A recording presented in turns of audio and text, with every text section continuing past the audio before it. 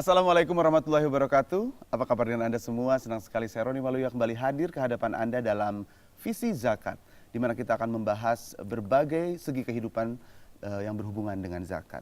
Nah, seperti kita tahu bahwa tren orang untuk membayar zakat, infak, sodakoh itu sudah mulai menaik. Ya. Infak, sedekah, wakaf itu sudah mulai menaik terus. Nah, tapi apakah Anda tahu dana zakat, infak, sodakoh dan wakaf itu dikelolanya seperti apa? Kemana larinya dana tersebut? Nah, salah satu jejaring dari dompet duafa, yaitu BMT atau Baitul Mal Watamwil, ini salah satu lembaga yang juga mengelola dana-dana zakat, infak, sodakoh dan wakaf. Seperti apa kegiatannya, sejak kapan? Nah, sekarang ya bersama saya sudah hadir direktur dari BMT ini. Ini cocok dengan tema kita, Kiprah BMT. Bapak Harjono, Direktur PT Permodalan BMT Ventura. Assalamualaikum. Waalaikumsalam Mas Roni. Bagaimana kabarnya? Alhamdulillah baik. Sehat-sehat terus? Alhamdulillah luar biasa. Mungkin pemirsa di rumah ingin tahu sebetulnya apa sih BMT, kemudian apa saja kegiatannya, sejak kapan didirikannya. Udah berapa tahun sih BMT sekarang?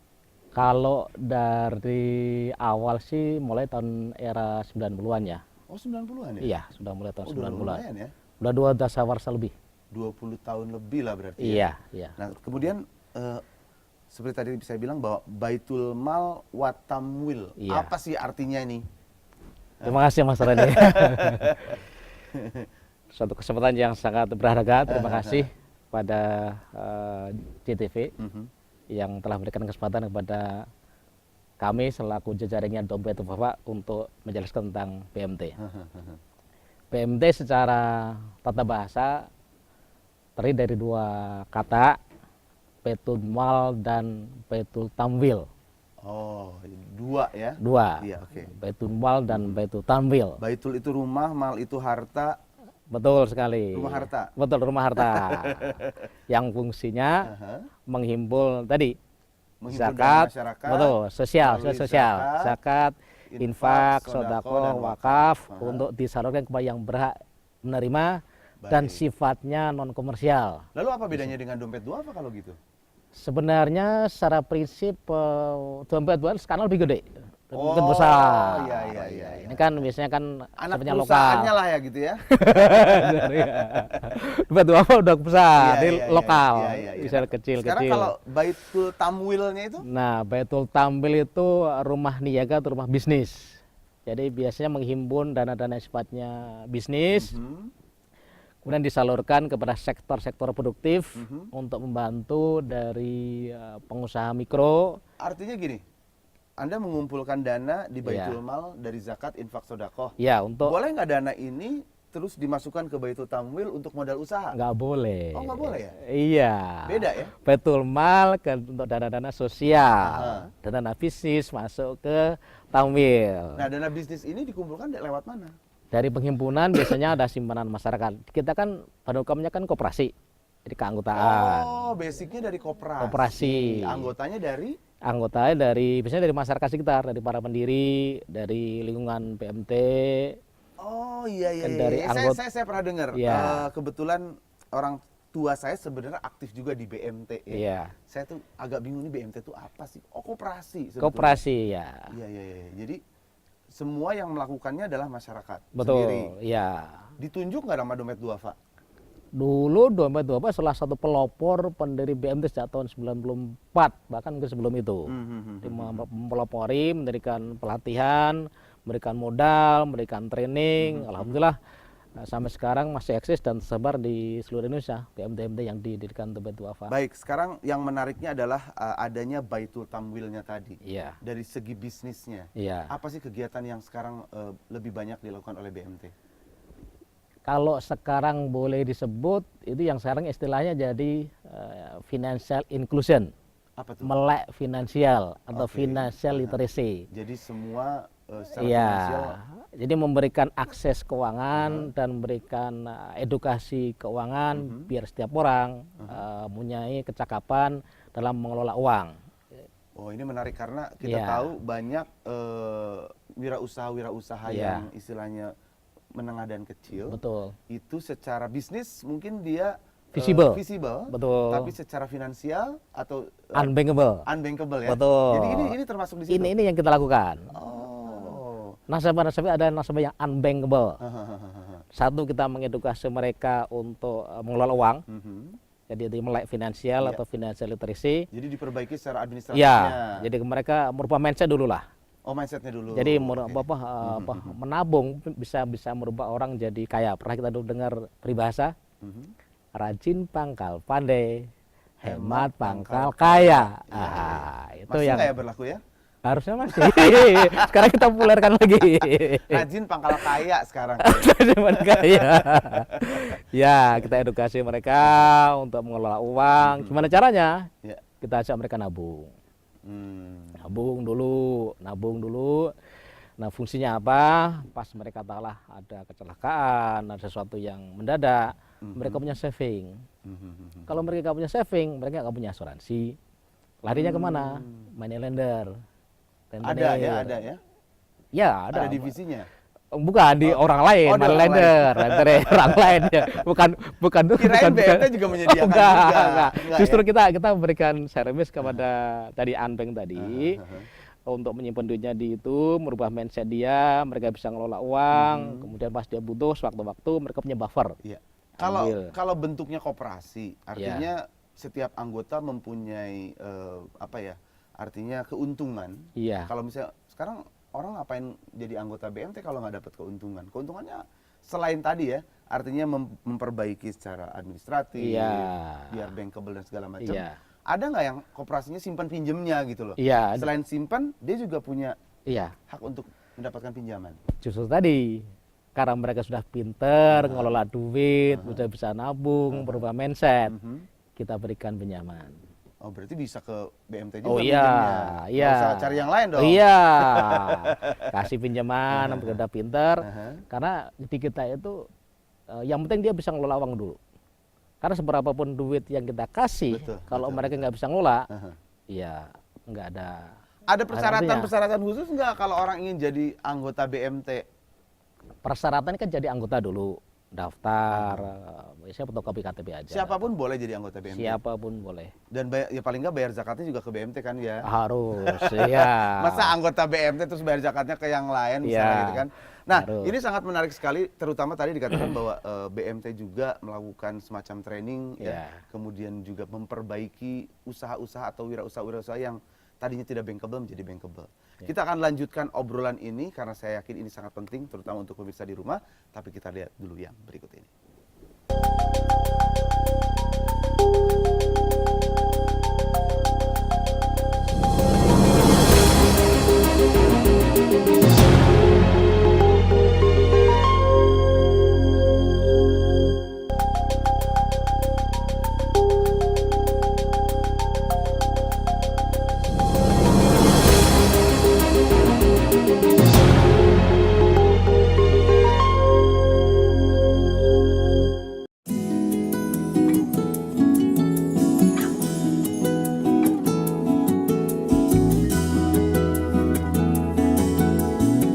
Usaha kecil menengah adalah penopang tumbuhnya perekonomian negara. Usaha kecil menengah relatif tahan terhadap guncangan krisis, mudah dikembangkan, dan mampu meningkatkan masyarakat. Keberpihakan adalah satu-satunya cara menumbuhkan iklim positif bagi pertumbuhan pengusaha kecil menengah. Saat ini, banyak lembaga keuangan yang memberi dana berupa modal penyertaan atau modal ventura bagi para pengusaha kecil. Salah satu lembaga keuangan yang berbasis syariah adalah PT Permodalan BMT Ventura, PBMT Ventura. PBMT Ventura adalah lembaga keuangan mikro yang bekerja melalui jaringan Baitul Mal wa Tamwil.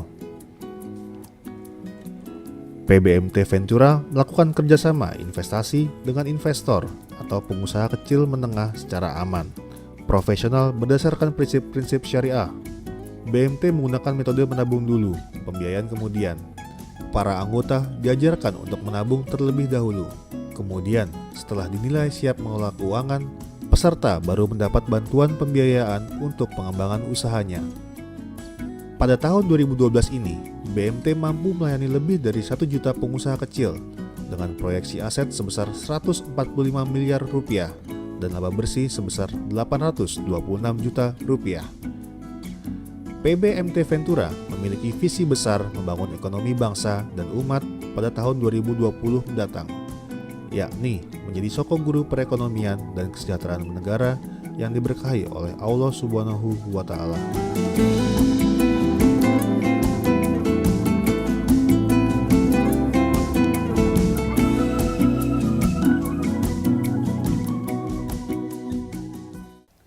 Nah, kalau kita lihat tadi di tayangannya Pak Hardiono ya, sebetulnya apa perbedaannya atau kelebihannya dari BMT ini mungkin? Perbedaannya sangat banyak. Yang jelas tadi kita mengcover yang unbank. Karena selama ini mereka mungkin karena persyaratan yang harus dipenuhi ke bank. Sampai berapa nilainya? Untuk Modal usaha misalnya? modal usaha kita tuh range dari 300.000. Dari 300.000 Paling kecil 300.000 sampai 2 Ya, mungkin- miliar? Enggak. Oh, enggak gitu. Rata-rata nih kita mungkin 3-4 juta per Maksimal 3-4 juta? rata-rata, bukan maksimal. Oh, bukan Rata-rata, maksimal. rata-rata. Oke. Ngelihat 3-4 juta. kemampuannya juga kali Betul sekali. ya? Nah, terus apa lagi? Satu unbank, yang kedua dari sisi bisnis visible dan eligible.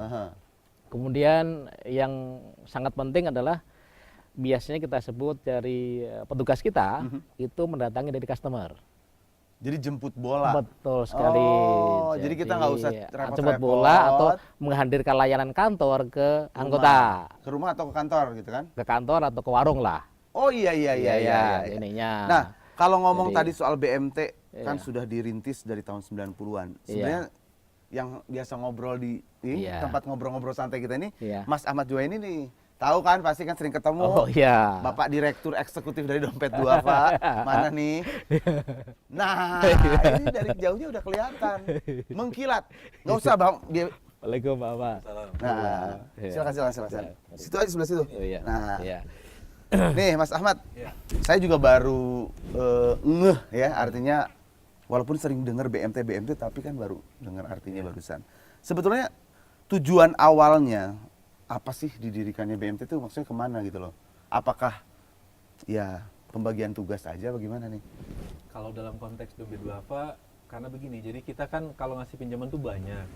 Nah, kalau diurusin oleh Dompet Duafa kan lama-lama Dompet Duafa sibuk ngurusin orang ngasih uang pinjaman terus balik lagi. Jadi perlu ada satu lembaga keuangan finansial khusus lah ya, yang gitu ya. menangani urusan ini, dan Dompet Duafa biarlah fokus di urusan pengelolaan zakat, infak, sodakohnya gitu loh. Iya. Terus Meski- mengenai pengelolaan dananya sendiri, Iya. kan tadi dikatakan bahwa BMT juga mempunyai kegiatan untuk menghimpun dana masyarakat, Betul. yang juga dilakukan oleh Dompet Duafa. Iya, betul. Nah ini controllingnya gimana? Enggak, jadi yang pertama yang merupakan penghimpunan dana terbesar BMT kan bukan dana sosial sebenarnya, Iya. masih dana komersialnya itu Oh, dan dana petik ya. iya, Yang iya, kedua, iya. kalaupun dia melakukan dana sosial, dia juga merupakan apa ya semacam Lokal. afiliasi dalam bentuk yang Dan sifatnya lokal. setempat dan bersifat setempat saja. Mungkin Iya. buat anggotanya. Betul. gitu kan. Iya. Tapi kalau umum pun mau membayarkan zakat, infak, sedekah dan wakafnya ke Oh BMT iya, boleh, nggak nggak ada masalah. Boleh. nggak masalah. Nah, mengenai kegiatan, kita tahu juga Dompet Duafa punya banyak kegiatan Iya. yang unsur pendidikan, ekonomi, kesejahteraan,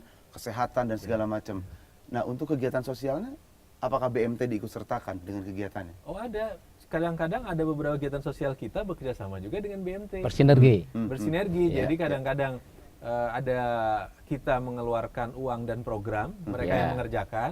Ada juga BMT mengeluarkan uang, kita mengeluarkan uang, kerjasama sama-sama melakukan. Iya. Ada Artinya juga yang ya, seperti itu. untuk gitu. kegiatannya. Betul. Iya. betul. Nah, sekarang masalah kredibilitas. Iya. Artinya kan BMT ini membawa nama besar Dompet Duafa nih, Iya, ya kan? sebagian besar.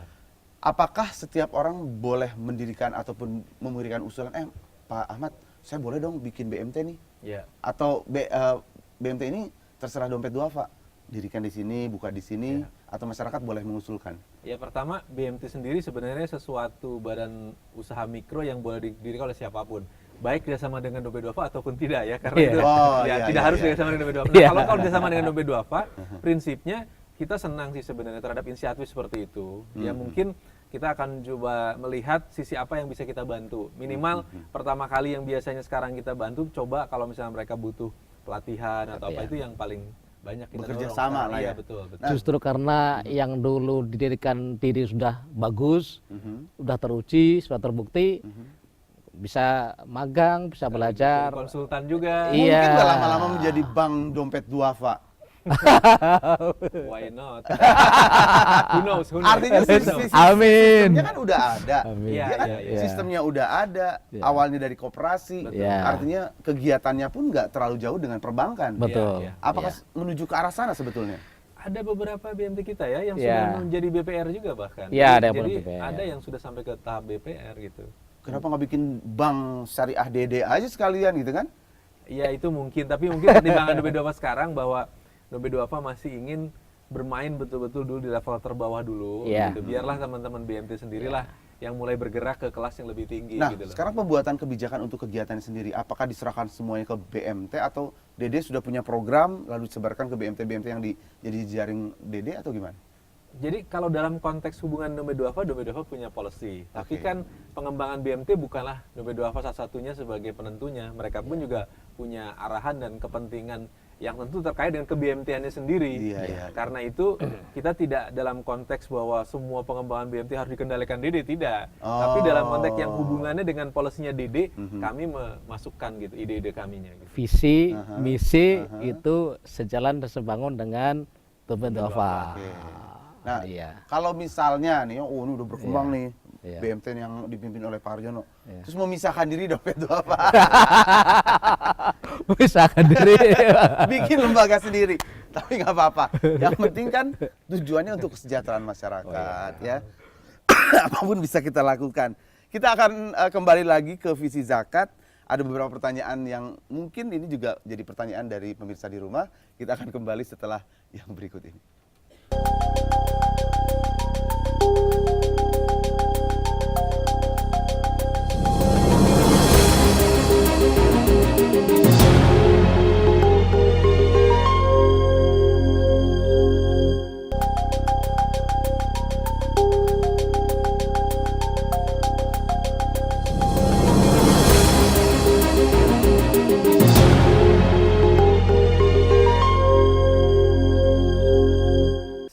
Baik pemirsa, Anda masih bersama kami di Visi Zakat dan kita masih berbicara mengenai kiprah BMT atau Baitul Mal wa Tamwil. Iya betul ya? Betul. Saya takut salah ngomongnya. Nih, kembali ke Mas Haryono. Bahwa Mas Haryono mengumpulkan zakat tadi ada urusan sosial, urusan bisnis. Pengelolaannya sendiri, apakah semua anggota tahu? Atau dikasih laporannya lah tiap ada rekening korannya apa gimana? Justru kita sangat mendorong seperti Dede itu untuk good coverage sangat kita dorong. Dan Clear governance ya? Ya, karena kita BMT itu kan koperasi. Aha. Setiap tahun harus RAT atau MAT, iya, iya, iya. rapat anggota Anggota tahunan tahunan. atau musyawarah Musyawarah, anggota tahunan sebagai bentuk pertanggungjawaban pengurus dan pengelola Iya, pada kepada anggota anggota, disampaikan. Hmm. Harus ada. Iya, iya, iya. Kalau BMT nggak pernah RAT atau MAT, ya perlu dipertanyakan Iya, iya. ininya. Nah sekarang masalahnya BMT itu kan sangat banyak. Iya. Ada induknya nggak sih kalau BMT itu? Artinya apakah setiap BMT hanya bertanggung jawab atas BMT-nya itu sendiri, Iya. tidak ada pertanggungjawaban ke atasnya lagi gitu? Sekarang sedang digagas, salah satunya tadi yang PBMT Ventura nanti akan jadi Indo atau jadi kayak semacam virtual company lah. Kita akan melakukan standarisasi untuk SDM, sistem IT dan sebagainya lah.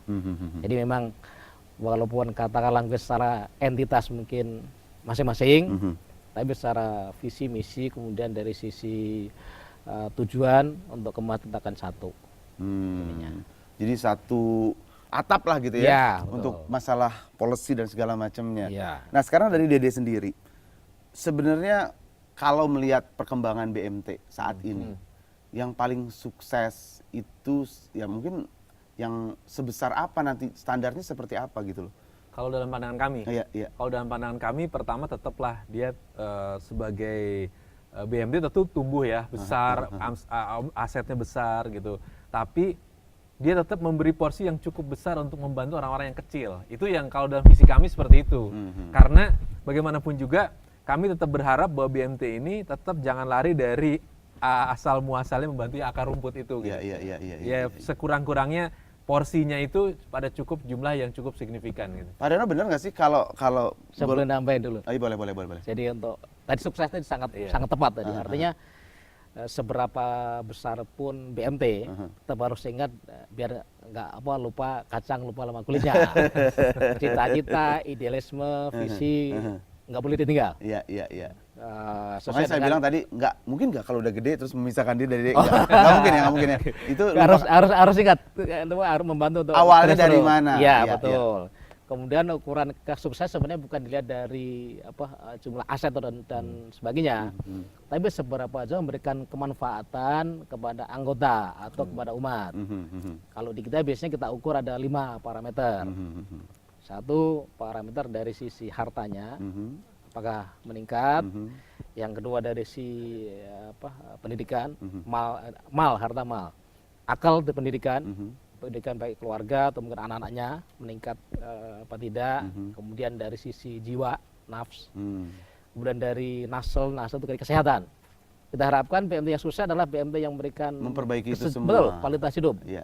Kemudian yang terakhir yang sebagai puncak dari sebuah ukuran sukses adalah spiritualitas dari anggota. Oh, iya. Jadi semua sisi ya. Iya. Jasmani, rohani, Iya. ya, mental, Ukuran- spiritual. Kita nggak bicara masalah ukuran size-nya aset atau seberapa besar BMT, tapi ukuran berikan kemanfaatan kepada Betul, anggota betul, dan umat. Iya. Saya mau tanya, Pak Haryono, benar nggak sih ada yang berpendapat bahwa katanya Iya. orang yang golongan menengah ke bawah itu Iya. lebih disiplin dalam mengembalikan pinjaman dibanding orang yang minjemnya lebih gede lagi gitu. Benar nggak sih? Hah? Kayaknya, mohon maaf saya nggak punya data. Kan orang yang ngemplang pinjaman tuh yang gede-gede katanya gitu kan. Kalau yang cuma minjemnya 5 juta, Iya. ya kan? Itu ngembalinya juga kan rajin katanya gitu. Alhamdulillah karena hubungan kita itu dekat ya, mungkin kita cerita sendiri aja lah. Hubungan kita dekat, kemudian kita Basicnya bukan bisnis istilahnya bukan terlalu bisnis oriented banget gitu ya. enggak, hubungan kita sangat dekat Kayak dengan semacam guyub gitu ya. betul. Guyub. Jadi hubungan kita datengin setiap hari ketemu. Barangkali bukan hanya cerita masalah bisnis. Mungkin kalau lapar makan datang ke customer gitu kan. Sangat mungkin. Karena saking dekatnya udah kekeluargaan Iya, gitu kan. Bahkan ada pernah kejadian, ada anggota atau dari BMT mau nabung karena terlewatan, marah-marah dia sama petugas. Maksudnya petugasnya lewat Lewat gitu. itu, iya. Loh, Mas, kalau saya nggak bisa nabung, saya nanti jadi susah. Gitu. Tapi melihat dari antusiasme ataupun Iya. respon masyarakat sendiri terhadap BMT, Anda melihatnya gimana? Prosesnya sangat luar biasa, sangat bagus. Karena di data di kita itu yang unbank itu sangat banyak. Di kita aja kalau dari anggota jaringan kita itu baru 1 juta orang yang terlayani lah. Baik, sekarang ini yang teknis nih ya. Iya. Mungkin di rumah ada orang yang punya usaha Iya. ya, tapi juga kurang modalnya. Iya. Kira-kira kalau ke BMT datang apa yang harus disiapkan? Yang perlu disiapkan ya datang menjelaskan usahanya apa, kemudian kebutuhannya apa. Kan dia juga paperable ya, artinya sangat iya. nggak punya proposal Iya, apa segala enggak, macam. enggak. Cerita aja. Cerita aja. Ya, nanti kan ada petugas akan melakukan survei, melakukan assessment kepada lokasi usahanya dia. Tanpa jaminan ya, tanpa agunan ya. Dalam hal tertentu tanpa jaminan. Agunannya bisnisnya aja kali ya. Ya. Oke. Atau ada barangkali mungkin Kendaraan bermotor. kartu ojek bisa jadi jaminan. Oh gitu. Iya. Oh, ini menarik sekali. Mas Ahmad nih terakhir nih ya. Harapannya nih ke depannya untuk ya pertama untuk BMT sendiri dan untuk masyarakat apa kira-kira? Ya kalau untuk BMT tadi itu bahwa BMT ini jangan lupa kacang akan kulitnya, Iya, iya. bahwa BMT untuk mengurusi orang-orang di bawah harus terus dijaga porsinya itu, bahwa membantu orang bawahnya itu cukup besar.